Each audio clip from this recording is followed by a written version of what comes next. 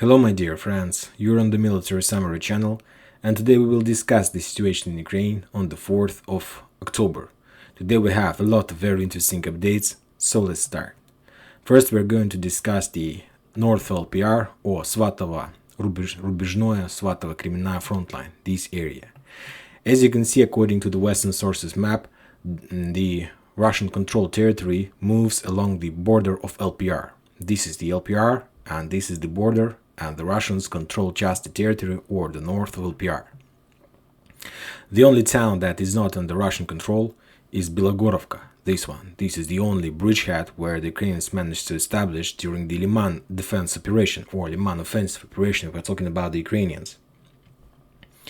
If we're talking about the report of Ministry of Defense of Russian Federation, they reported that during the previous 24 hours, if we're talking about Kupiansk bridgehead, the Russians attacked 14th and 92nd Mechanized Brigade in this area, and as a result of those attacks, the Ukrainians' losses were around 100 soldiers and 16 armored vehicles. Let's take a look at the Western sources map, the Russian sources map. You see that they were attacking in this area, near Kupiansk, near all these towns.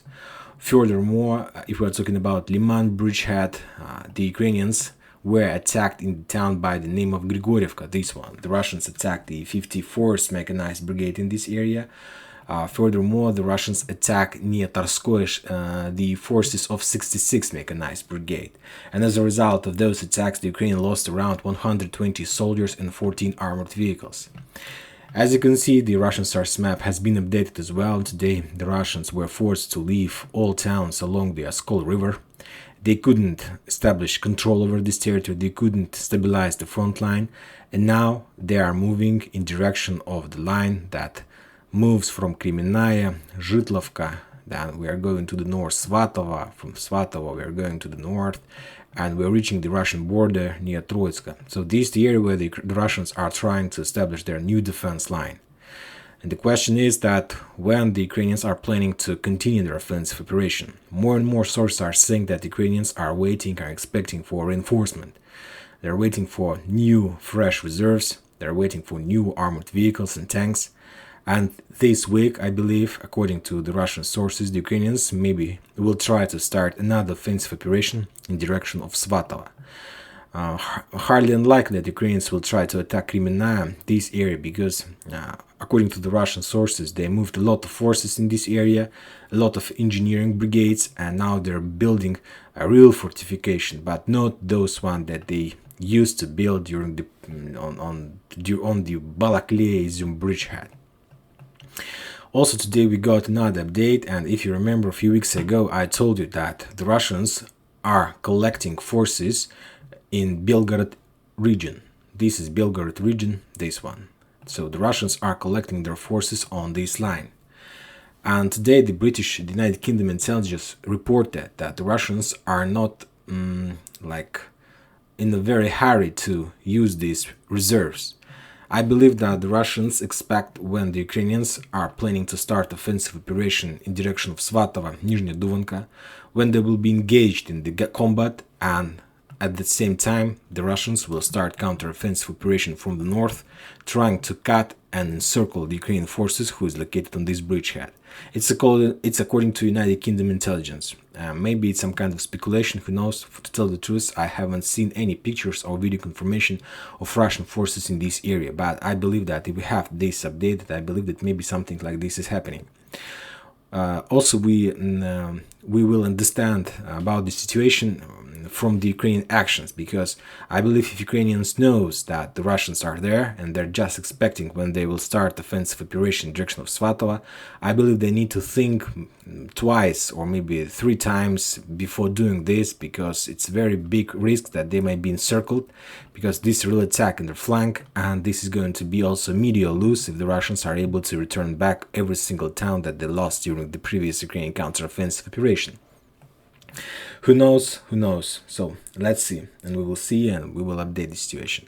Now we are moving to the front line between Seversk and Donetsk. There were no changes, just some updates from Donetsk area.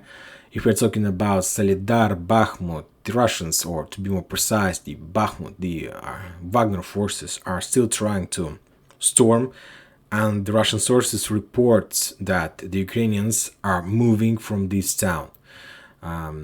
This fortress by the name of Bakhmut did its main job, because while the Russians were trying to crack this neck, trying to take this fortress, the Ukrainians managed to take the territory that more than this fortress in hundreds of times. So that's why I believe that Ukrainians, even if they lose this town, there is no worries because of the main job this fortress did. But anyway, the Russians are pushing and pressing in this direction. Today we got first, we can say, nice updates from the Russian sources. Today they reported that during the previous weeks they were storming a small town by the name of Pervomaiska, this one. And today we got the first confirmation that they managed to establish control over entire town Pervomaiska. So of course, if we compare the Ukrainians' achievements and the Russians' achievements, it's nothing. Let's take a look at the Russian sources map. There is the first update about that. So I believe that soon we are going to receive the update on the map. But anyway, no matter the situation in LPR region or in Kherson district, the Russians continued their offensive operation, and they continued their operation Avdiivka encirclement operation. Because if this information is correct, that means that now the Russians are able to attack Vodyane from this area, and furthermore, they have already cut Nivoyska from supply, and the Ukrainians were using Nivoyska as artillery position, and they were attacking and shelling Donetsk from this area. Now it's much more easier to take this town as well, and from this area the Russians are able to develop their offensive operation in direction of Severna, Toninka and Orlivka. And this is our Avdiivka encirclement operation. We'll see if the Russians are able to do this, because for now the Ukrainians are not moving in this area at all. They're just sitting in their Avdiivka fortress. Maybe if they see the situation develops not in their favor, I believe that they will move more reinforcements to stand and hold their positions. If we are talking about Zaporozhye front line, more and more updates are coming and are saying that upcoming week, this week, the Ukrainians will start another counter-offensive operation in this area, because they understand that this is the best time to do this, the best time to achieve success before the Russians' forces will be deployed on the territory of LPR, DPR, Zaporozhye and Kherson districts. So this is the best time to do this, and because if the Ukrainians are able to achieve some success, it's not enough just to be successful on some kind of front line. First of all, you need time to prepare trenches and to prepare fortifications and to be prepared for a Russian counteroffensive operation. So they need time. They need at least a few weeks before Russian deployment of their mobilized forces. They need at least 2 weeks. And if we are talking about the first wave of reinforcement, I believe that in the beginning of November, by the end of October, at the beginning of November, we are going to see the first waves, at least at around 50, 60, 70,000 of the Russians that would be deployed on the territory of Ukraine. And now we are moving to the Kherson district. As you can see, the Western sources map has been updated. If we take a look at the Russian sources map, there we can see the same picture. Now it's the same. The Russians are using the same tactic as they used on the Kharkiv Liman defense operation, the Mongolian tactic warfare. First, during the previous days, they stand on this territory and were fighting with the Ukrainians, trying not to allow them to cross this area. But if you remember, yesterday the Ukrainians from direction of Novovorontsovka got this small town by the name of Ducheny. The Russians destroyed this bridge, and that slowed down the Ukrainians' offensive operation, because if you take a look at this area, you're going to see that there's just this bridge to cross this area. This bridge was destroyed, and to continue their offensive operation, the Ukrainians needed to do a very big hook. And the weather is not very good, and the ground is not very good as well, so the Ukrainians didn't do this, and the Russians won some time, and that time was enough to do regroup on the north of Kherson district bridgehead. They moved their forces from such towns like Arkhangelskaya, like Velika Alexandrovka, and the most important, they left David Brode. As you can see, we see the Russians have a very lack of their forces, and the number of Ukrainians is much bigger than the Russians, so that's why they decided to short the front line. So that's why we can just even to compare this territory. As you can see, the length of the front line is around 71 kilometers, but if we try to calculate the previous situation, we see that the front line just on the river along Ingulets was around 62. So they managed to short the front line. They managed to get closer to their artillery positions from this area, and now they're trying to prepare another defense line. Tomorrow, I believe we are going to see if they are able to hold the Ukrainians from this area. And if we're talking about the Ukrainians, now it's time to Nikolaev group. Now it's time for the Ukrainians to do everything they can on the line between Posad-Pokrovskoye and Kherson. If they have possibilities, they have forces, they need to do everything they can but to attack in this direction. This is the first area they need to activate their actions, and of course another area where they need to activate their actions is to attack Snegirivka. So, and of course they need to continue their offensive operation on this bridgehead just for one purpose, to pin down the Russians and so on.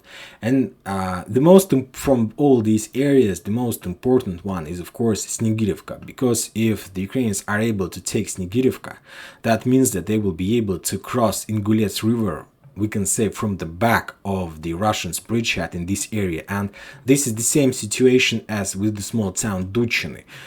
So if the Ukrainians are able at least to prepare some bridgehead on this area like this one, just even small, where they're able to build pontoon bridges and so on, that means that the Russians will have to leave this bridgehead and to step back one more time, and they will have to establish another front line somewhere here.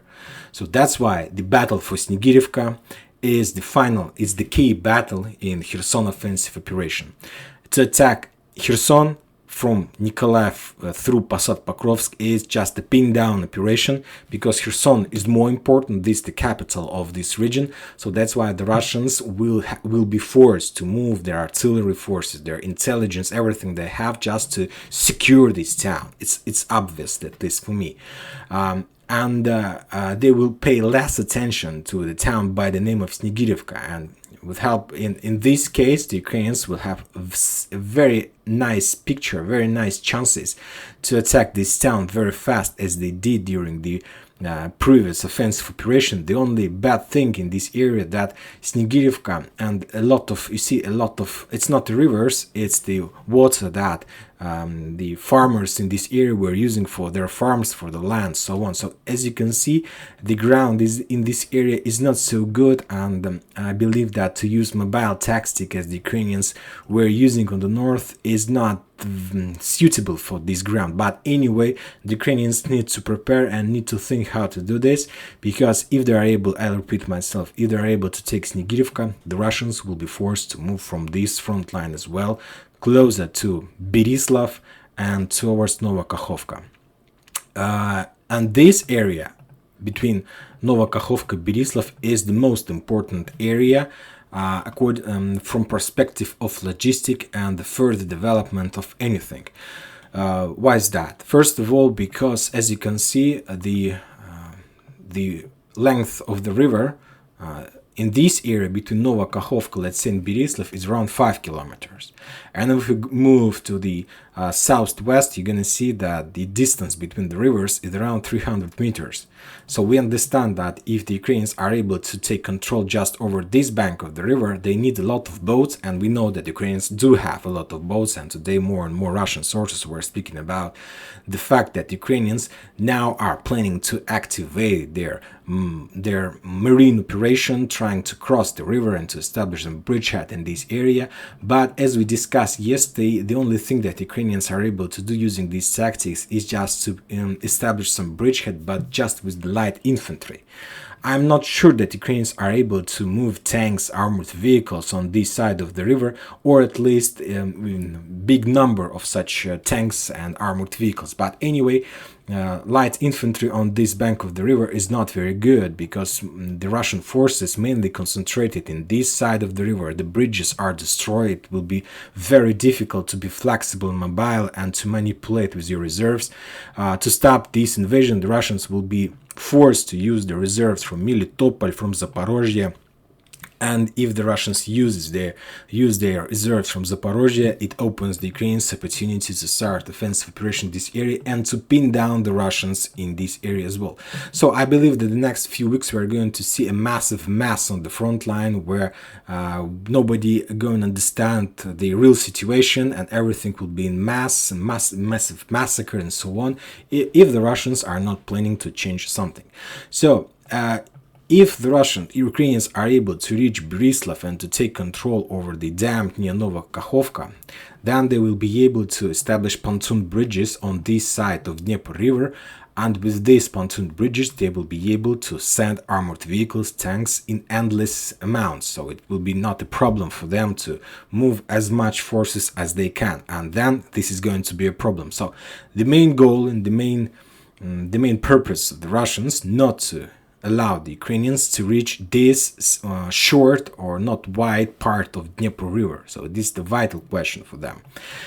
But anyway, the situation is not very good. I'm not saying that by using this Mongolian warfare tactic that the Russians are like winning. No, they're losing, and we can see this on the front line. They are losing from the tactical perspective, but from strategic perspective, if they have a plan, I believe they have a plan, they're winning time for the reserves, time for mobilized forces, and so on. I don't think, and you shouldn't think that this is like the final picture. This is the most important. We see that Ukrainians are successful. We see that they managed to establish control and they managed to return a lot of territories. But you need to understand that this is not the final page of this book. It's not even in the middle. I believe that it may be this offensive operation and some chapter of this book that starts somewhere in the beginning. Because you need to understand that the Russians are not planning to allow this situation to develop this way. Anyway, they will engage. Anyway, they will try. They will use the reserves. Anyway, they will destroy the Ukrainian facilities. Anyway, the Russians sooner or later are going to start destroying the bridges across the river. Anyway, the Russians are planning to shut down Ukraine from electricity.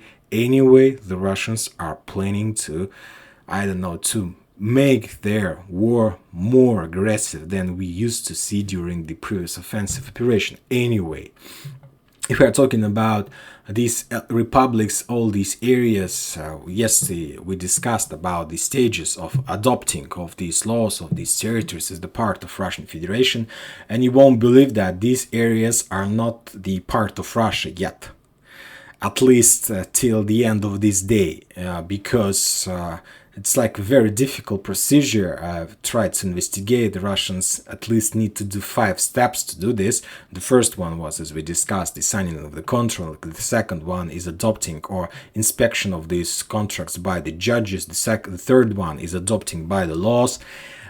Today there was adopting by the parliament. Today there was another adopting of this situation by the federal council. It's like the highest, the highest authority in Russia before the president. So today they adopted, and now there should be another step, and this step is called the order of the president. So now the president, everything is done. The laws has been adopted, everything has been signed, everything has been checked, and so on.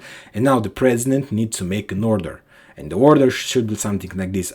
I order to adopt or to join this territory as a part of Russian Federation, signed by Putin, something like this. And I believe that today, during the day, I was trying to find some information about that, but I haven't found anything. But today, on the border between DPR, because still likely the entity, and the Russian Federation. There is a custom in this area, the border. Some services are there, and today there was a picture of that, some photo saying that at 0000 of I don't know, 5th of October, we're not planning to do any services because there is no border anymore, and DPR is becoming a part of Russian Federation. So that means that I started to record this video at 7 p.m. of local time, so I believe that less than in 5 hours these territories is going to become a part of Russian Federation. I believe that something should be changed. What exactly, for now, I can't tell you. But let's see and let's follow this situation, because who knows what is going to be next.